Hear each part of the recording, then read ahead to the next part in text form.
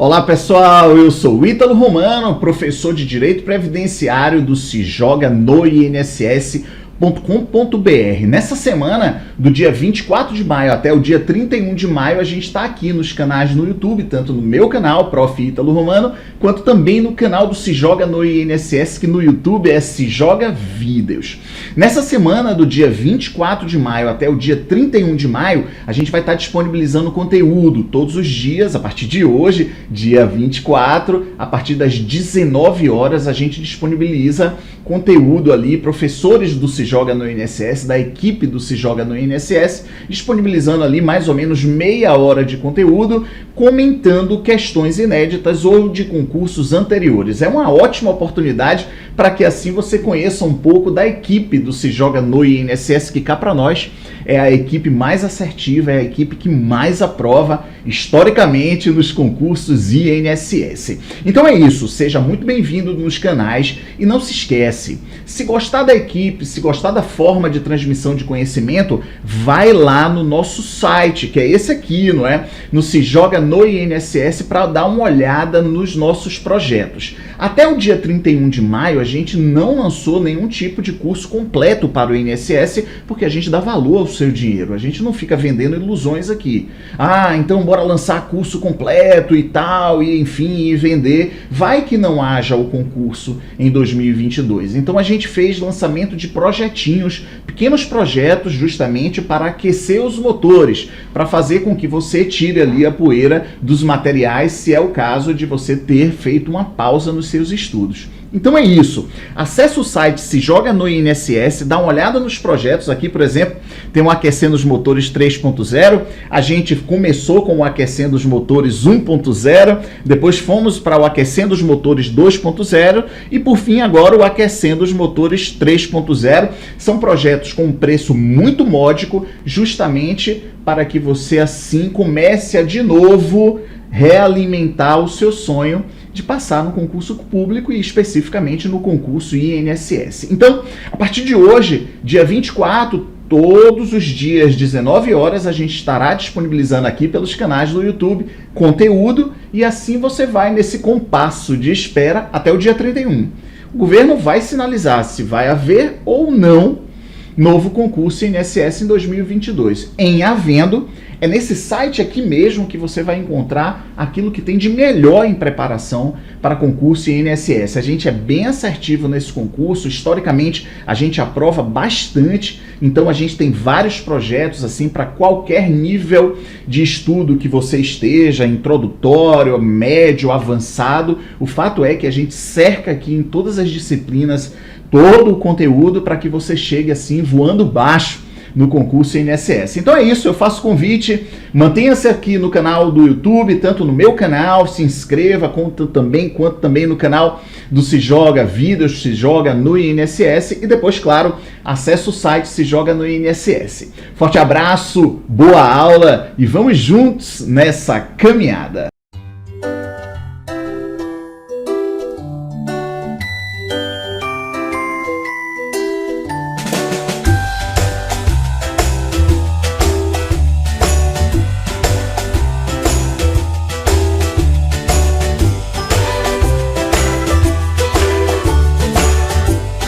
Então vamos lá, galera, dando continuidade aí ao nosso curso Aquecendo os Motores 3.0. Vamos passar agora a corrigir as questões inéditas, né? São aquelas questões que não são questões de provas anteriores, mas são questões elaboradas por mim e ou adaptadas aí de questões CESP, beleza?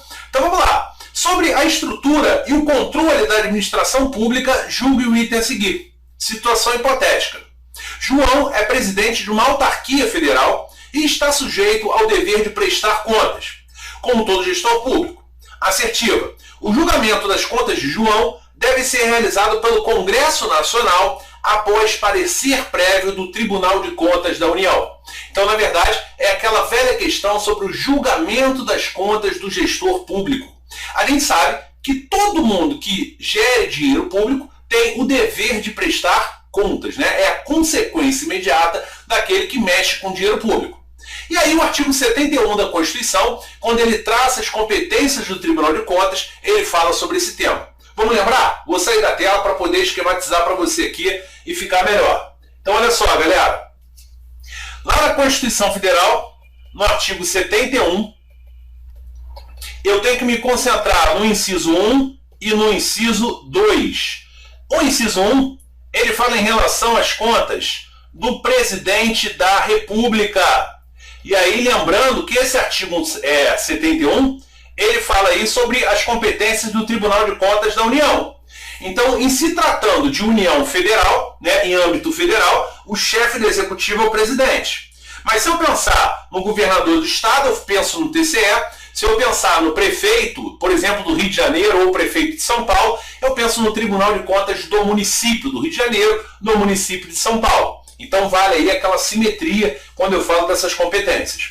Em relação ao presidente da República, eu tenho que saber que se o presidente da República não presta suas contas, quem faz a tomada de contas é a Câmara dos Deputados, a Câmara Federal. Depois, eu tenho que saber em relação ao julgamento das contas. Eu tenho um parecer prévio que é elaborado pelo Tribunal de Contas da União. E aí é a pegadinha tradicional de prova. Em se tratando do chefe do executivo, o Tribunal de Contas ele não julga as contas. Ele apenas emite um parecer prévio. Ele é o órgão auxiliar técnico do Congresso Nacional. Quem julga efetivamente é o Congresso Nacional.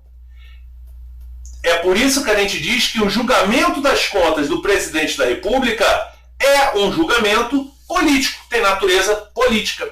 Gustavo, esse parecer prévio do Tribunal de Contas, ele vincula o Congresso Nacional? Quer dizer, se o Tribunal de Contas opinar pela reprovação das contas, o Congresso Nacional pode aprovar as contas? Sim. É claro que pode parecer um pouco esquisito, mas isso é possível. Aqui no Rio de Janeiro, por exemplo, no governo do Pezão, né, o TCE sugeriu a reprovação das contas do Pezão e a ALERJ, né, a Assembleia Legislativa do Rio de Janeiro, aprovou as contas do governador Pezão. Beleza? Então o Tribunal de Contas eles faz apenas um parecer prévio. Beleza. Agora, repara que na questão, o João ele gera uma autarquia. Em relação aos outros gestores, que não seja o presidente da República, aí sim, o TCU ele julga as contas. Beleza? Então cuidado com isso. O Congresso Nacional ele só julga as contas do chefe do Poder Executivo. Em relação aos demais gestores, aí sim o Tribunal de Contas julga. Cuidado com isso, galera. Cuidado para não confundir. Pegadinha clássica de prova.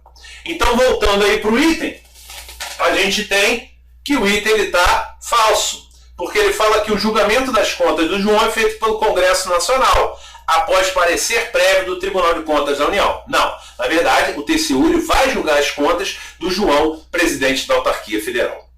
Beleza. 19.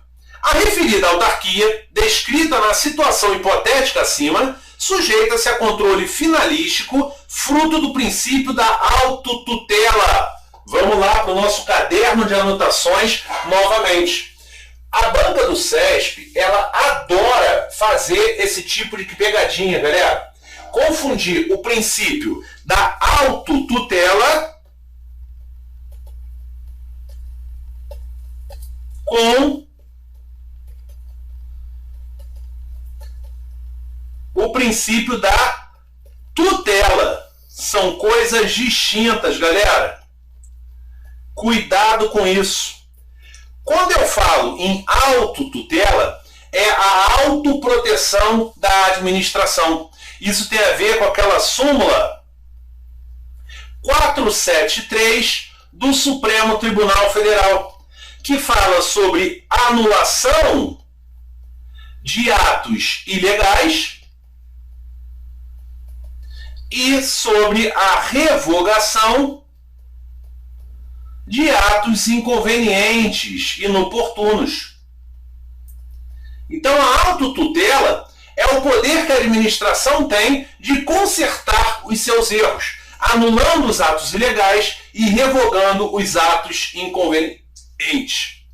Agora, quando eu falo em princípio da tutela, aí eu tenho a relação existente entre a administração direta e a administração indireta.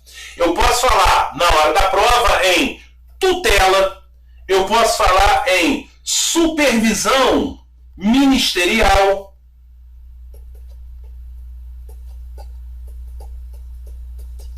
eu posso falar em relação de vinculação, ou eu posso falar em controle finalístico. O fato é que todas essas expressões elas estão relacionadas com o princípio da tutela, da proteção. A ideia é a administração direta protege a administração indireta. Tutela é proteção.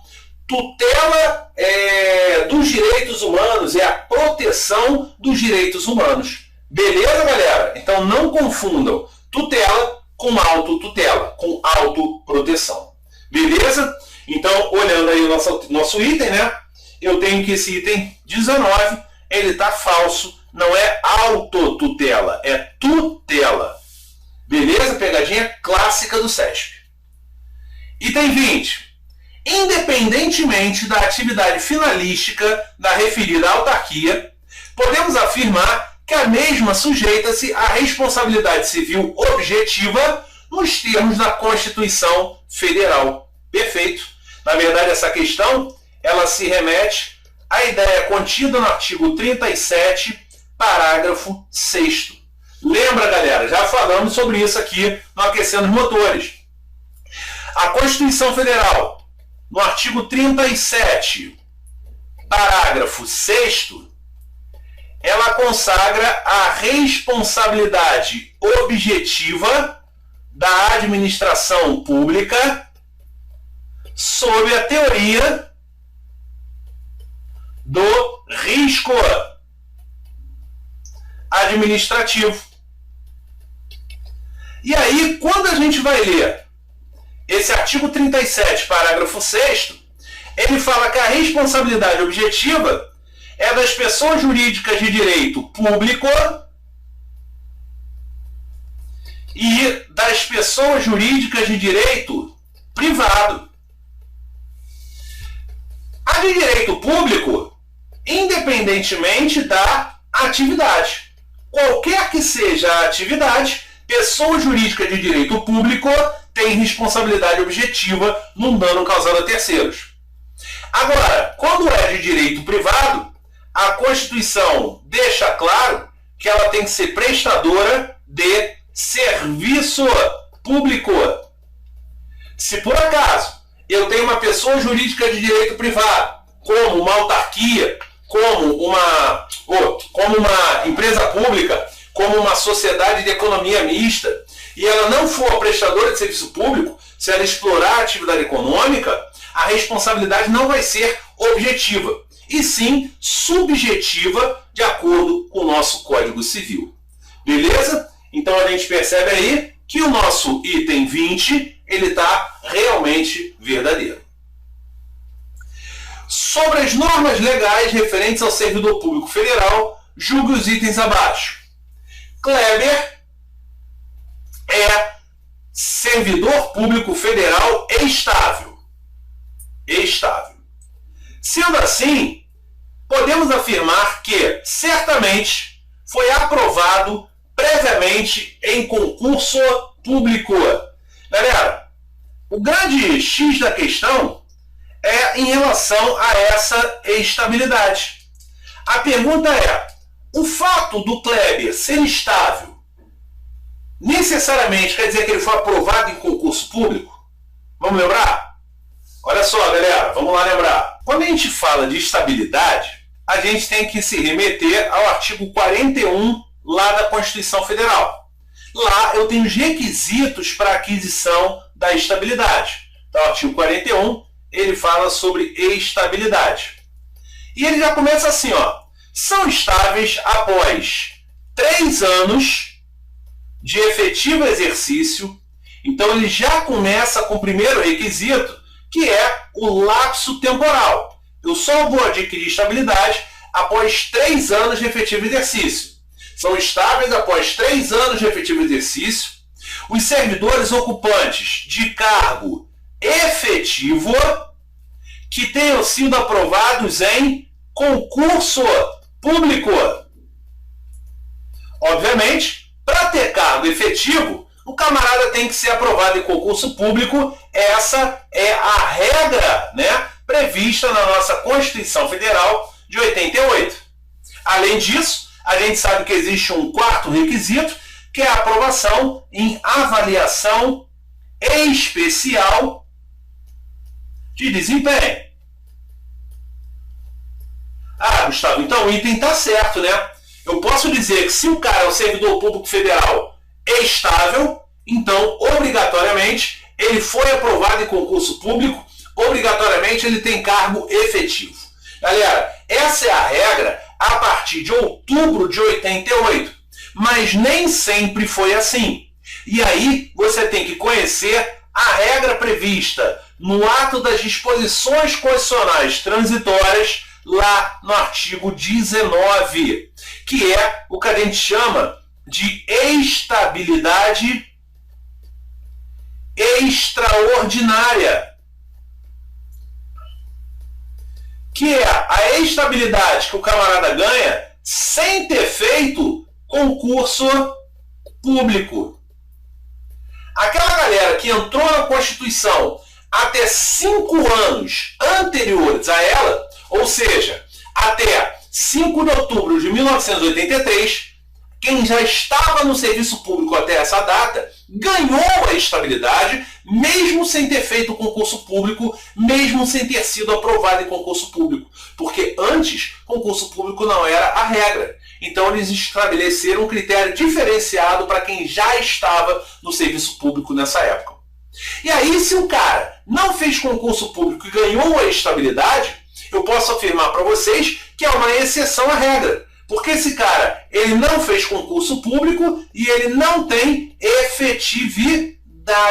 Ele não tem cargo efetivo. Então eu não posso afirmar que necessariamente quem é estável tem cargo efetivo. É claro que hoje essa é a regra. Repito, hoje a regra é, se tem estabilidade, tem que ter cargo efetivo. Agora, eu não posso tomar isso como uma verdade absoluta. Porque se o cara entrou em 1982 no serviço público, ele ganhou a tal da estabilidade extraordinária. Ele passou a ser estável sem ter feito concurso. Ele é estável, mas não é efetivo. Beleza? Tranquilo? Então cuidado, porque isso já foi cobrado em prova do CESP. Então com isso a gente percebe que esse item 21 ele está falso. Certamente podemos afirmar, não. Eu não posso dar certeza de que ele foi aprovado em concurso público só pelo fato dele ser estável. É claro que se eu colocasse que o Kleber entrou após a Constituição de 88, aí a frase estaria verdadeira. Mas como a questão não entrou nesse mérito, eu não posso taxar isso, afirmar isso na hora da prova. Item 21, falso. Beleza? Item 22. Situação hipotética. João foi absolvido em processo penal por negativa de autoria. Pela mesma infração responde PAD. Assertiva. João poderá ser condenado no PAD, haja vista a independência entre as esferas. Galera, lembra da Lei 8.112? Se o João foi absolvido na esfera penal por negativa de autoria ou por inexistência do fato, essa decisão vincula as demais esferas. Então, se ele foi absolvido na esfera penal por negativa de autoria ou pela inexistência do fato, o João não poderá ser condenado no PAD. Essa decisão ela vai vincular a decisão da esfera administrativa. Então essa questão 22 já era bem tranquilinha. Julgo os itens abaixo sobre a teoria dos atos administrativos e os poderes administrativos. A presunção relativa de legitimidade, presente em todos os atos administrativos, ela é responsável pela inversão do ônus da prova.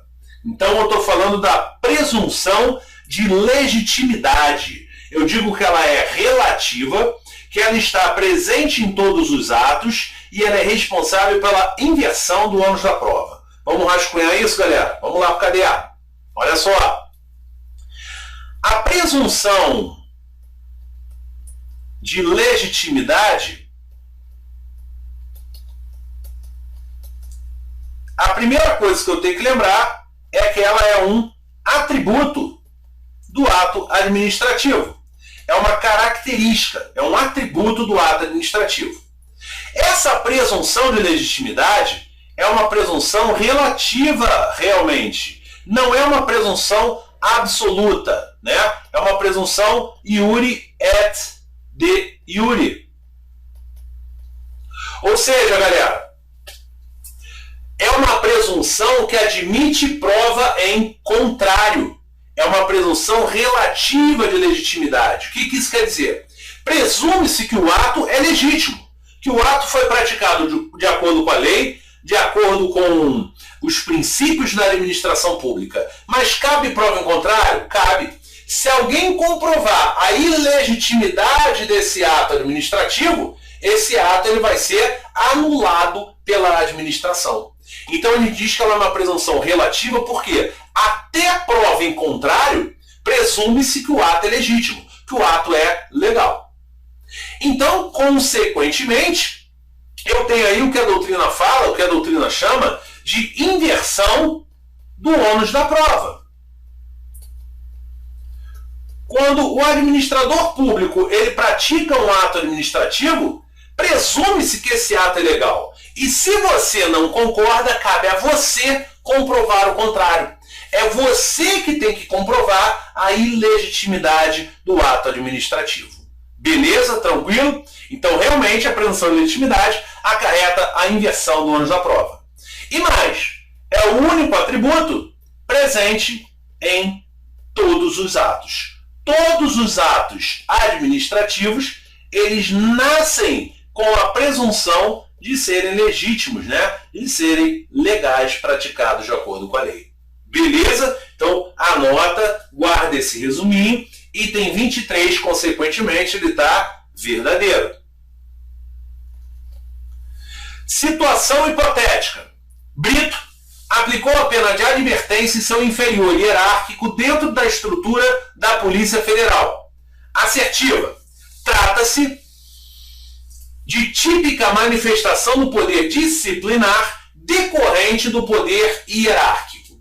Galera, quem já estudou comigo, eu sempre falo sobre poder disciplinar e eu sempre destaco que é um dos que mais aparece em prova. O que é o poder disciplinar, Gustavo? É o poder que permite que a administração apure uma infração e aplique a respectiva sanção, a consequente sanção.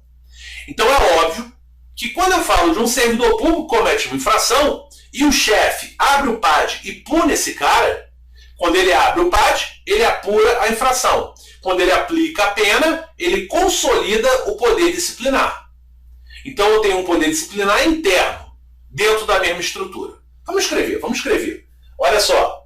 Então, quando eu falo de poder disciplinar, então, ó, poder disciplinar, como eu já falei para vocês, ele tem dois pedaços, né? Poder disciplinar, ele apura infração e ele, no segundo momento, ele vai ser responsável pela aplicação da pena. Ele aplica a pena. Beleza.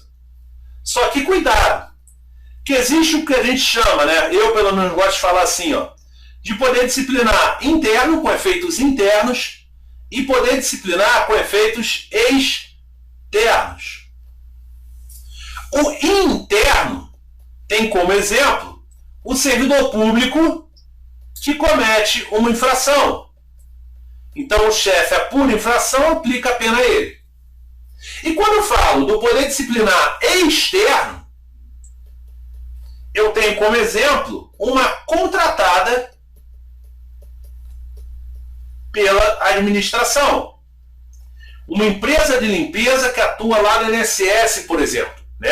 Essa empresa de limpeza, ela mantém um vínculo contratual com a administração.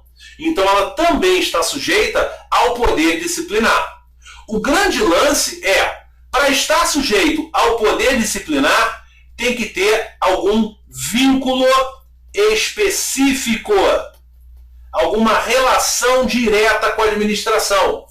A contratada tem uma relação contratual, o servidor público tem uma relação estatutária, uma relação legal. Ambos mantêm um vínculo específico com a administração. E aí perceba, quando eu falo do servidor público, eu tenho um poder disciplinar que decorre do nosso poder hierárquico. O seu chefe só vai poder te aplicar uma sanção em virtude da estrutura hierarquizada da administração. Agora, quando eu falo de uma contratada, não há hierarquia entre a administração pública e a empresa contratada. Em outras palavras, no primeiro caso, quando o servidor público ele é punido, eu tenho a ação do poder disciplinar que decorre, que deriva, que é consequência do poder hierárquico. Agora, quando eu falo de uma contratada que é sancionada pela administração, que é punida com uma multa, por exemplo, eu tenho a atuação do poder disciplinar sem decorrer do poder hierárquico, já que não há hierarquia entre as partes. Beleza? Tranquilo? Anotou? Vamos voltar para a questão. Então, ó, assertiva. Trata-se de típica manifestação do poder disciplinar, perfeito, decorrente do poder hierárquico. Correto. Beleza? Banca do CESP. Adora cobrar isso. Adora. Julga os itens abaixo, levando-se em consideração as normas constitucionais e da Lei 8.102. Ocorre reversão quando o servidor aposentado retorna ao Serviço Público Federal a pedido ou de ofício, respeitando-se a idade máxima de 75 anos. Então, uma questão clássica sobre reversão, que é uma forma de provimento e que é o retorno do aposentado. Então, reversão é uma forma de provimento prevista no artigo 8º da Lei 8.112, que nada mais é do que o retorno do servidor aposentado, que solicita esse retorno ou de ofício quando a junta médica oficial declara insubsistente o motivo da sua aposentadoria. Então, em relação ao conceito de reversão, a questão está certa. O grande lance é a idade limite da reversão. Porque a Emenda Constitucional 88 de 2015, ela aumentou a idade limite da aposentadoria compulsória. A aposentadoria compulsória ela ocorria aos 70 anos e em 2015 passou a ser de 75 anos essa idade limite. A aposentadoria compulsória seria o limite de idade de permanência no serviço público. Lembrando que esse limite não é aplicável aos ocupantes de cargo comissionado, só para aqueles que ocupam cargo efetivo. Então, aposentadoria compulsória, idade limite 75 anos, só para quem tem cargo efetivo. Quem tem cargo comissionado pode trabalhar até 100 anos, não tem problema. O efetivo é que está limitado a 75 anos. E a Lei 8.112, quando fala de reversão, ela fala que a reversão não pode ocorrer após 70 anos. Então, uma dúvida que surge é, Gustavo, essa idade da reversão, ela também foi ampliada? Ela também mudou para 75 anos? E a resposta é não. Já caiu em prova do CESP. A idade limite da reversão continua sendo de 70 anos. A Emenda Constitucional 88 alterou o texto da Constituição. Emenda Constitucional não altera a lei. Se quiser alterar a idade limite da reversão, vão ter que fazer uma outra lei alterando o texto da Lei 8.112.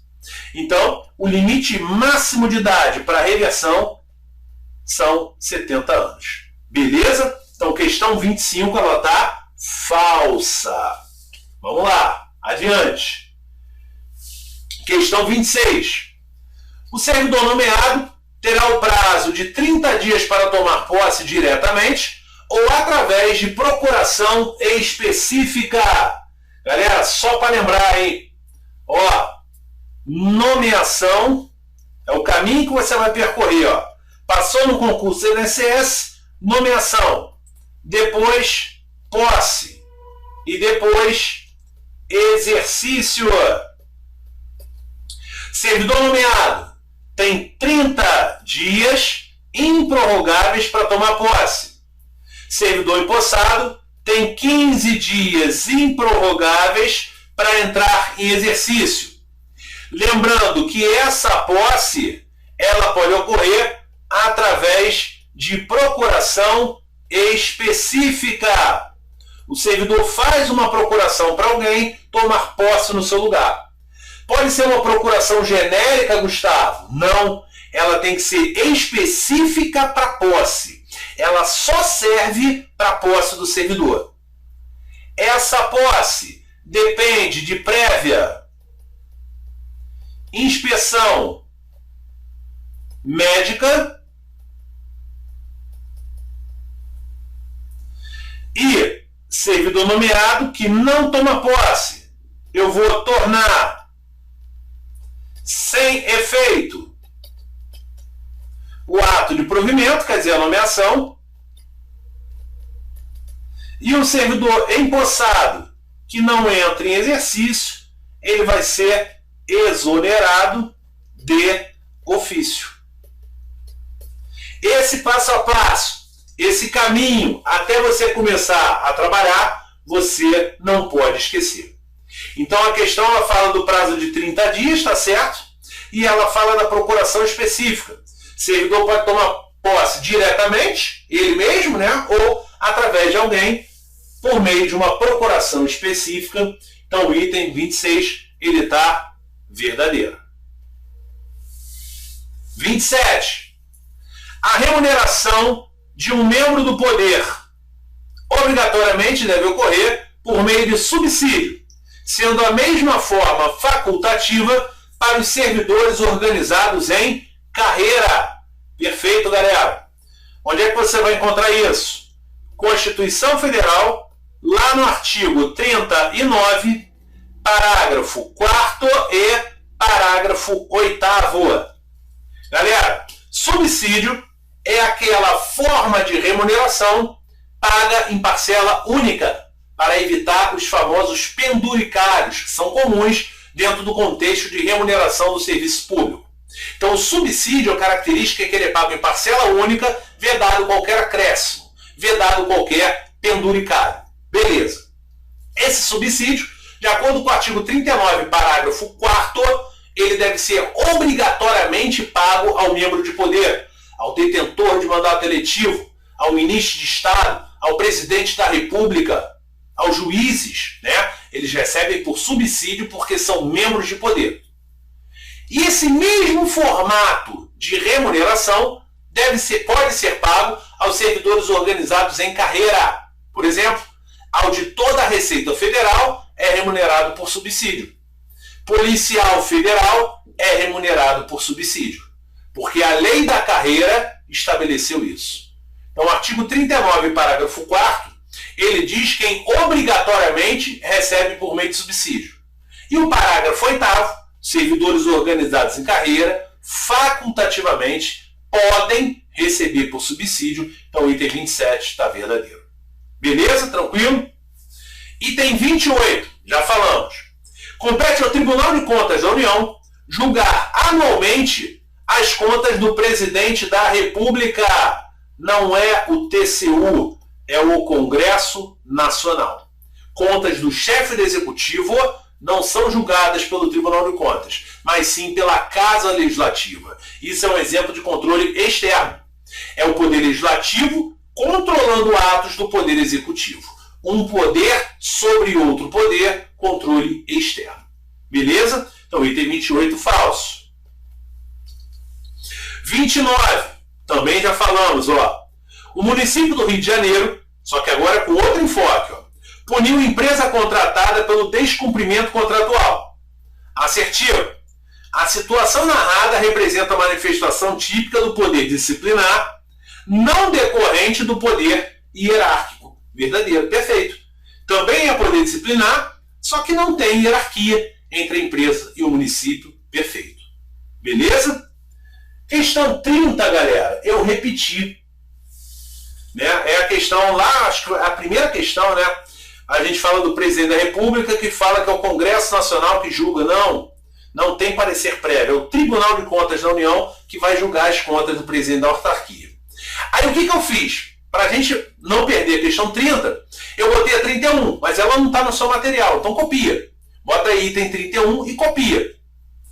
O poder de polícia administrativo pode ser classificado como originário ou delegado, sendo certo que se manifesta sempre como um poder discricionário e coercitivo. Galera, olha só. Primeiro, classificação de poder de polícia. Realmente, ele pode ser originário ou delegado. Qual é a diferença? Poder de polícia originário é aquele que é desempenhado pela estrutura da administração direta. Poder de polícia delegado é aquele que é desempenhado pela administração indireta. Estranho, né? Delegado à administração direta. Mas é assim que a doutrina chama. Até aí está certa a questão. Agora vamos para a segunda parte.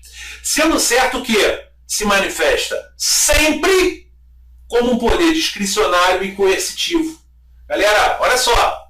Quando eu falo do poder de polícia, a gente sabe que ele possui alguns atributos: coercibilidade,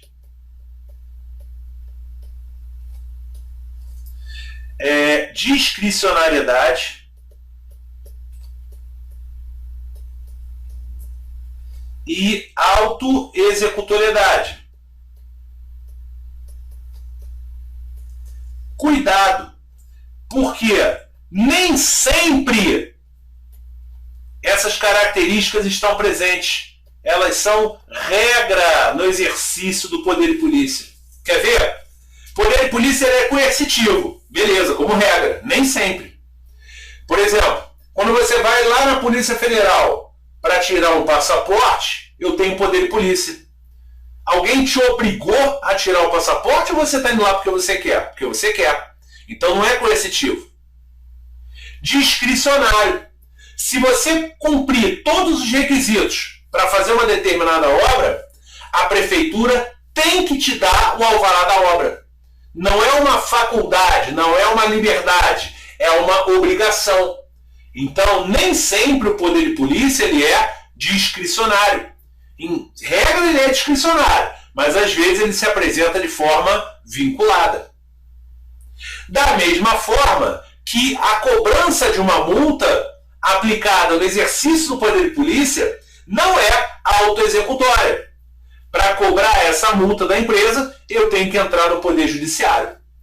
Então, essas características, esses atributos do poder de polícia, eles aparecem como regra, mas nem sempre eles vão estar presentes. Então, com isso, a gente percebe que o item 31 ele está falso. Beleza? Galera, com isso, a gente encerrou o nosso Aquecendo os Motores 3.0. E essa semanazinha aí do final de maio, ela é decisiva para a gente saber se há ou não fumaça de se ter um edital do INSS em 2022. Quer dizer, se tiver previsão orçamentária, a tendência é que o edital saia final de 2021 para a prova ser no começo de 2022, assim como foi no último concurso em 2015-16, tá? Então, Aquecendo 3.0, última chamada, esse é o intuito. É justamente a gente estudar para se preparar para essa autorização que com certeza vai sair. Vamos torcer para isso, beleza? O governo está ruim para fazer concurso, a gente sabe disso, mas a gente tem esperança porque a carência da INSS é gigante, beleza? Galera, um grande abraço, muito obrigado pela paciência de vocês. Continue aqui grudado no Se Joga, que sempre vai aparecer coisa boa. Beleza? Grande abraço, galera. Até a próxima.